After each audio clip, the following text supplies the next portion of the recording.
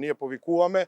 да се одглави оваа ситуација, бидејќи овде работат 550 македонски работници и допринесуваат за градење на нашата држава.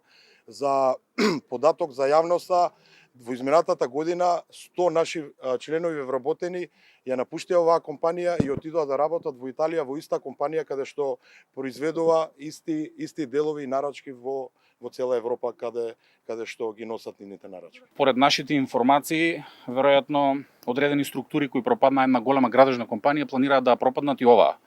Тоа загрижува многу и мислам дека институциите на системот треба да се погрижат да не се случи тоа што се случи со големата градежна компанија, имајќи во предвид дека имаат обезбедено работа, имаат работници кои за жал не се платени и кои два месеци трпат